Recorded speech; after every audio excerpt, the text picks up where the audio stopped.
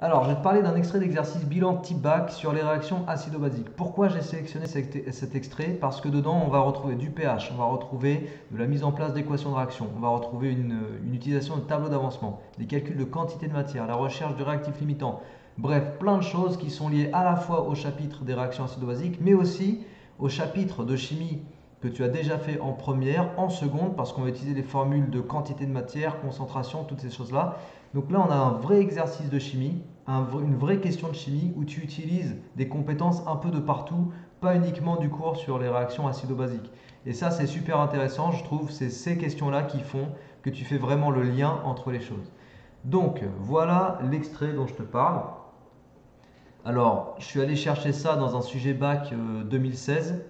Je te mets le lien sous la vidéo, tu cliques, tu as le sujet. Si tu veux le lire, c'est mieux, comme ça tu sais, tu comprends directement le contexte de l'exo. Donc c'est extrait de la Lycée, hein, évidemment. Merci à eux d'ailleurs de mettre tous ces sujets à disposition, c'est super cool de leur part. Donc cela dit, de quoi parle cet exercice? Cet exercice te parle de la régulation du pH dans l'eau d'un aquarium, donc avec des poissons. Les poissons, ils sont très très sujets aux petites variations de pH. Il ne faut pas que le pH varie de trop, parce que sinon ça peut les tuer. Donc en fait, dans cet exercice, on t'explique quelles sont les techniques possibles pour augmenter le pH ou diminuer le pH selon la situation à laquelle tu fais face. On t'apprend, enfin on t'explique voilà, quelques techniques et on te fait travailler autour de ça. L'une des techniques dont il est question dans cet exo, pour augmenter le pH, c'est d'ajouter de la craie dans l'eau, un bâton de craie. Tu vois, on ajoute un bâton de craie et puis le pH augmente. Donc cette question tourne autour de ça. Les données. On va lire la question ensemble, mais je te dis juste que les données que j'ai mis ici sont les données disponibles dans ton sujet pour répondre à cette question. Il n'y en a pas d'autres. Donc, mis à part ce que je t'ai mis ici et ce que j'ai rajouté là, c'est-à-dire que l'acide carbonique dont il est question là-dedans a pour formule brute H2CO3, il n'y a rien d'autre dans le sujet qui va t'aider à répondre à cette question-là. Ok? Donc c'est parti. On lit le contexte de la question. Donc on considère un aquarium de volume 100 litres d'eau dont le pH vaut 3. D'accord? On se propose d'étudier l'effet de l'ajout de craie dans l'eau. Donc ça, c'est ce que je t'ai dit. La question, la fameuse question, l'ajout d'un quart de bâton de craie permettra-t-il d'obtenir une solution neutre? Voilà, ça c'est la question. Alors évidemment, il est hors de question justement d'aller répondre oui je pense que ou non je pense que. Ça tu peux oublier, c'est pas du tout l'objet de cette question. On attend de toi ici une vraie démarche scientifique, d'analyse de la question, de mise en place de la réponse, bref, de l'utilisation des outils, en fait tous les trucs importants qu'on attend d'un élève de terminale S quoi, ou de terminale spé physique chimie. Donc quoi, qu'est-ce qu'ils nous donnent d'autre comme indication? Alors ils nous disent quoi? Ils nous disent pour répondre à cette question, on modélisera la transformation par la réaction intervenant. Alors la question est toute, enfin la formulation est toute pourrie, je vais te le dire plus simplement. En gros, ils te disent que les ions CO3 de moins présents dans la craie vont réagir avec les ions oxonium présents dans l'eau pour former de l'acide carbonique et de l'eau. Voilà, c'est ce qu'ils disent. Même la formulation de leur truc, c'est tout pourri quoi. Ça fait plusieurs fois que j'ai lu la phrase, j'arrive pas à cerner le sens. Je trouve que c'est très mal tourné. Mais bon, bref, on considérera cette réaction comme totale, ça c'est important. Alors, la première chose qu'on va faire ensemble, c'est qu'on va aller l'écrire cette réaction, cette équation de réaction. Et là, je t'en dis pas plus, je vais te montrer, mais il y a une petite surprise, tu vois. Alors, on va écrire l'équation. Et il y a un petit truc sympa, rien que dans la mise en place de l'équation. Donc, ils nous disent que CO3 de moins réagit avec H3O+. Tu vois, là, je ne fais que écrire ce qui m'indique dans l'énoncé pour former, flèche simple parce que réaction totale, pour former de l'acide carbonique et de l'eau. Et là, tu pourrais te dire, cool, ils m'ont donné l'équation de réaction, et je passe à la suite. Enfin, je cherche autre chose, quoi. Je cherche la suite de la question. Eh ben non, pas cool. Parce que, il y a un petit piège en fait, évidemment. Parce que ta réaction, elle n'est pas équilibrée. C'est ça le petit truc en plus dans cette mise en place d'équation. C'est que tu n'as pas une équation équilibrée. Donc, c'est un piège. Pourquoi je dis que c'est un piège? Parce que quand il donne une équation, l'élève, surtout dans un contexte d'examen ou de contrôle ou d'interro, il va se dire quoi? Il va se dire, bon, ils m'ont donné l'équation, c'est qu'elle est trop compliquée, donc c'est pour me dire de l'utiliser direct, tu vois. Mais en fait, non. Il faut toujours vérifier quand tu mets en place une équation, même si c'est à l'intérieur d'un énoncé que eux-mêmes ont écrit, vérifie toujours qu'elle est équilibrée. On ne sait jamais, tu vois. Peut-être tu as une coquille dans un énoncé, ou peut-être, comme c'est le cas ici, qui t'ont donné les produits, les réactifs et les produits, mais qui t'ont pas donné les coefficients stoichiométriques, qui t'ont pas donné l'équilibre de ton équation, tu vois. Et en fait, on pouvait le voir directement parce que les charges n'étaient pas équilibrées. Ça se voyait assez facilement. C'est plus simple à voir avec les charges que d'aller compter les atomes. De but en blanc comme ça, si on peut voir que là, tu n'as que 3 hydrogènes, alors que là, tu en as déjà 2 et 2, 4, tu vois. Donc on pourrait voir, se dire, ok, les atomes sont pas équilibrés. Mais ça nécessite déjà un petit coup d'œil. Bon, bref, on va équilibrer ça. Alors, tu peux chercher si tu veux de ton côté, mais moi, je mets directement les coefs, c'est 2 et 2 ici. Voilà, tu peux vérifier, tu as autant de charges plus que de moins, et puis tu as le même nombre d'atomes à gauche qu'à droite. Donc là, c'était le petit truc en plus, il fallait équilibrer l'équation de réaction. Alors, maintenant qu'on a passé cette petite étape, on va réfléchir à la question. L'ajout d'un quart de bâton de craie permet-il d'obtenir une solution neutre? On utilise ton cours ici. Donc pour traduire la question, il faut que tu ailles te dire, bon, il me parle de solution neutre, qu'est-ce que ça veut dire? Qu'est-ce que veut dire une solution neutre? Ben, ça veut dire que le pH vaut 7. Voilà, pH égale à 7. Et là, en allant dire ça, comme je t'ai dit, tu es déjà en train d'utiliser ton cours. Donc tu as besoin d'utiliser ton cours pour pouvoir traduire la question. C'est le premier truc aussi que je te dis sur la méthode qu'on va utiliser. Utilise ton cours pour traduire les questions qu'on te pose. Bien souvent, certains élèves me disent, ouais, mais moi, j'ai toujours du mal à comprendre la question posée, la formulation de la question et tout. Ok, j'entends bien ça, mais sache que dans bien des formulations de questions, la connaissance de ton cours te permet déjà de comprendre le vocabulaire utilisé, évidemment. Donc là, en gros, solution neutre, je le traduis mathématiquement par pH égale 7. Tu vois? C'est vraiment une égalité. pH égale 7, c'est ça la solution neutre. Donc en gros, on est en train de me demander, est-ce qu'à la fin de la réaction, mon pH sera égal à 7? Sachant qu'on part d'un pH égal à 3, ça c'est au début. Est-ce qu'à la fin, pH égale 7? Voilà, ça c'est la question. Est-ce qu'à la fin, le pH sera égal à 7? Alors c'est quoi le pH? Deuxième utilisation du cours. Le pH, c'est moins log de concentration des ions H3O+. Donc si je veux le pH à la fin, si je veux pH final, tu comprends bien qu'il me faut H3O+ final. Enfin, c'est plutôt dans l'autre sens d'ailleurs, ma petite flèche. C'est-à-dire que c'est les ions, enfin la concentration finale des ions H3O+, qui va me donner accès au pH final. Et le pH final, du coup, bah, je saurai si c'est 7 ou pas. Tu vois, là, c'est toute la démarche, toutes les associations d'idées, voilà comment elles se font en fait dans ta tête ou sur ton brouillon. Quand tu recherches la question et que tu travailles au brouillon pour trouver des pistes de résolution, c'est comme ça que ça se passe concrètement. C'est comme ça que ça devrait se passer en tout cas. Il ne faut pas chercher directement la bonne réponse sur ta copie, ça n'aurait aucun sens. Sauf si tu es un génie et que tu sais tout trouver d'emblée. Mais voilà, ma vidéo, elle ne s'adresse pas à toi du coup. Ou quoique, ça peut être aussi intéressant. Mais en tout cas, quoi qu'il en soit, il faut que tu aies des pistes de résolution. Et les pistes de résolution, les associations d'idées, bah, c'est un peu ce que je suis en train de te faire. C'est-à-dire que pour avoir le pH final, puisque la question porte sur le pH final, il te faut la concentration H3+ finale. Et pour avoir une concentration finale après une réaction, il te faut un tableau d'avancement. En fait, il faut que tu étudies ta réaction chimique pour savoir exactement qu'est-ce qui se passe dans l'état final de ta réaction. Donc tableau d'avancement. Tableau d'avancement. Donc je l'ai préparé ici.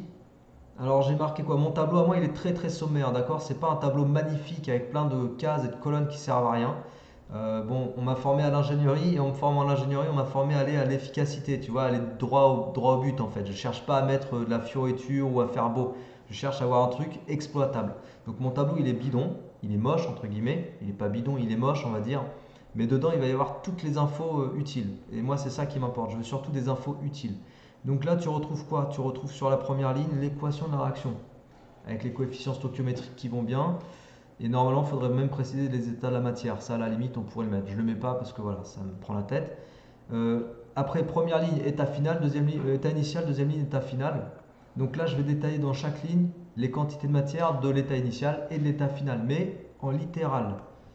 Alors, je vais juste enlever la colonne avec l'eau, parce que l'eau, c'est le solvant. Et qu'en tant que solvant, je ne vais pas chercher ces quantités. La quantité de CO3 de moins, je vais l'appeler N1. La quantité d'H3+, je vais l'appeler N2. Et puis elle est égale à 0 au départ. Après, tu vois qu'à l'état final, tu peux considérer que la quantité de matière de départ N1, on va lui soustraire l'avancement maximal Xmax. Et à la quantité de N2 pour H3+, je vais soustraire 2Xmax. Ok, fais bien gaffe à ça. C'est pour ça, tout à l'heure, je te disais, c'est super important les coefficients stoichio, donc d'équilibrer ton équation, parce que si tu l'équilibres pas, en fait, c'est faux à ce niveau-là. Si c'est faux à ce niveau-là, le reste est faux, quoi. Alors maintenant, on va aller les chercher par le calcul, tes quantités de matière, on va aller regarder ce qu'elles valent à l'état initial. Donc pour ce qui est de CO3 de moins, je vais d'abord commencer par lui, CO3 de moins. Et après on fera H3 plus. CO3 de moins, on te dit qu'on utilise un quart de bâton de craie. La craie c'est CaCO3 sa formule brute. Donc ça veut dire que la masse utilisée de CaCO3, en fait qui est mon soluté apporté, la masse de soluté apportée, c'est un quart fois la masse du bâton. La masse du bâton, dans l'énoncé, tu verras, on te dit c'est 10 grammes. Donc un quart fois 10 égale 2,5 grammes. Voilà, ça c'est la masse de soluté apportée, CaCO3. Et j'ai la masse molaire du soluté apporté qui vaut 100 grammes par mol. Donc du coup, je vais pouvoir trouver la quantité de matière en soluté apportée.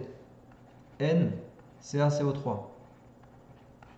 Elle est égale à petit m sur grand M, c'est-à-dire 2,5 sur 100, c'est-à-dire 2,5 fois 10 moins 2 mol.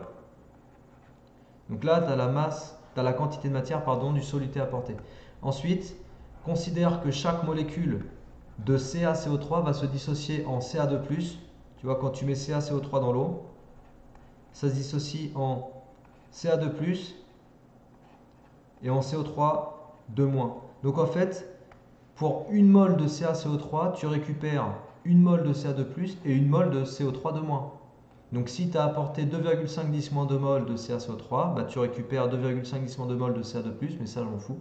Et tu récupères 2,5 10 2 mol de CO3 2-. Okay, donc ça veut dire qu'en fait la quantité de matière N1, elle est égale à 2,5. N1 c'est CO3 2-.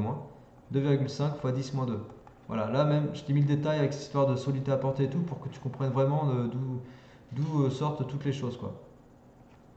Donc on a la quantité de matière initiale pour CO3 de moins. Maintenant je vais chercher pour H3O+. Alors pour H3O+, ils me disent quoi? Ils me disent que le pH initial, donc à l'état initial, on a le pH qui vaut 3,0. Ça veut dire que la concentration de H3O+, là j'utilise le cours, elle va être égale à 10 moins pH. Donc 10 moins 3. Je ne mets pas l'unité parce que, bon, mol par litre si tu as envie, mais je ne vais pas faire le calcul de ça. Moi, ce qui m'intéresse surtout, c'est ça en fait. La quantité initiale de H3O+, que j'ai appelée en fait N2 dans mon tableau. Du coup, elle est égale à quoi? Elle est égale à la concentration initiale. Concentration fois volume. Concentration fois volume. Petite formule importante qu'on va réécrire ici. Concentration molaire, c'est N sur V.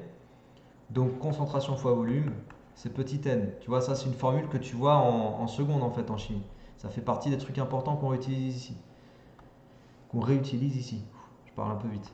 Donc du coup, N2, ça te fait quoi? Ça te fait 10 moins 3 fois 100, parce que le volume c'était 100 litres. Donc toutes les données, moi là je les utilise pour le calcul, mais tu les as. J'espère que tu as lu le sujet. Il ne faut surtout pas regarder la vidéo sans lire le sujet pour savoir un peu de quoi ça parle. Lis bien le sujet pour savoir exactement connaître les données et toutes ces choses-là, quoi. Donc on calcule et ça fait 1,0 10 moins 1 mol. Donc en résumé, on a quoi? On a CO3 de moins au niveau des réactifs, qui a une quantité de matière de 2,5 10 moins 2 mol. Et puis on a H3O+, qui a une quantité de matière de 1,0 10 moins 1 mol. D'accord? Et là, on va rechercher l'état final du système. Alors, il est où mon tableau? Il est là, là.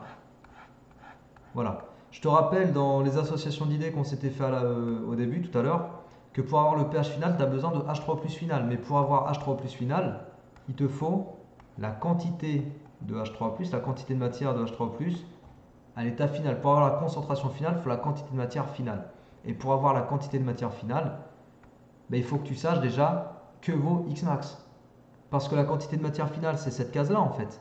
Mais pour avoir cette case-là, il faut Xmax. Donc là, on va chercher Xmax. Donc la recherche de Xmax, je vais la faire ici.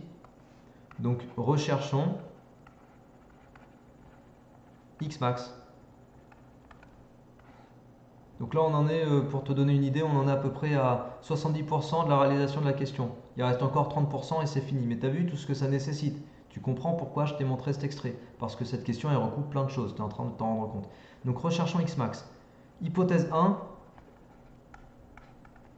CO3 de moins et le réactif limitant. Pour savoir que vaut Xmax, il faut que je sache qui est le réactif limitant. Donc, et le réactif limitant, j'écris RL. Si ça t'embête pas, ça me permet d'aller plus vite. Donc réactif limitant. Si c'est le réactif limitant, alors sa quantité finale, elle sera égale à 0. Tu vois? Une conséquence. Du coup, ça équivaut à quoi? Ça équivaut à N1 moins Xmax, parce que la quantité finale c'était N1 moins Xmax, tu t'en souviens? Je t'ai mis ça où? Je t'ai mis ça là. Voilà, N1 moins Xmax. Il faut que je retrouve mon truc. N1 moins Xmax égale 0. Bah, ça fait Xmax égale N1 ou N1 égale Xmax. Et comme N1, bah, ça fait 2,5 10 moins 2, bah, ça me ferait Xmax égale 2,5 10 moins 2 mol. Donc ça, ce serait ce qui se passerait si CO3 de moins était le réactif limitant. Qu'est-ce qui se passerait dans l'hypothèse 2 si H3O+ était le réactif limitant? Donc si c'était le réactif limitant, même chose, la quantité finale de H3O+ serait égale à 0. Du coup, on aurait quoi? Bon, on aurait N2 moins 2Xmax, attention, coefficient Stokio, qui serait égal à 0. Et du coup, on aurait Xmax, donc tu résous la petite équation et tu obtiendrais Xmax égale N2 sur 2. Égal, alors N2 c'était 1,0 10 moins 1. Voilà, et ça te fait quoi? Ça te fait 0,5 10 moins 1, donc 5 10 moins 2, 5,0 10 moins 2 mol. Et là, en fait, tu as deux valeurs de Xmax, tu les compares toutes les deux et tu te rends compte que 2,5 c'est plus petit que 5 10 moins 2, 2,5 10 moins 2. Donc comme c'est plus petit, du coup tu prends le plus petit des deux et tu conclus que Xmax égale 2,5 10 moins 2. Tu vois, première conclusion, Xmax égale 2,5 10 moins 2 mol. Deuxième conclusion, et CO3 de moins est le réactif limitant. Bon, c'était logique hein, d'un autre côté. On se doutait bien que ça allait être lui le réactif limitant. Donc, maintenant que j'ai Xmax, grâce à mon tableau, ou toujours en utilisant mon tableau plutôt, je vais pouvoir aller chercher la quantité finale de H3O+. Ce sera N2 moins 2Xmax. Ok, on le fait? On va le faire là, tiens. Non, pas là, il n'y a plus de place. Nouvelle page. Donc, quantité finale de H3O+. Et puis là, on va répondre à la question en fait. Donc, la quantité finale de H3O+, c'est la quantité initiale qu'on avait moins 2Xmax. Alors, on avait combien à la base? 1,0 10 moins 1. Moins 2 fois 2,5 10 moins 2. Donc ça te fait 10 10 moins 2 moins 5 10 moins 2, ça te fait 5,0 10 moins 2. Tu peux faire la calculette si tu veux. Hein. Mol. C'est des mols. Attends, je vérifie qu'il n'y ait pas de conneries. 10, 5. Ouais, c'est bon, normalement. Donc en fait, ça t'amène à quoi? Ça t'amène à dire que la concentration finale de H3O+, c'est égal à la quantité de matière finale divisé par le volume. Je te rappelle que le volume de solution, c'était 100 litres. Il n'a pas changé, on est toujours avec 100 litres. Donc ça te fait 5,010 moins 2 divisé par 100. Et donc 5,010 moins 4. Là, c'est des mols par litre. Et maintenant que tu as la concentration finale des ions H3O+, bah, tu vas pouvoir l'avoir ton pH. Le pH, tu vois, il va être égal à quoi? Moins log de concentration des ions H3O+. On calcule ça, donc final. Alors, moins log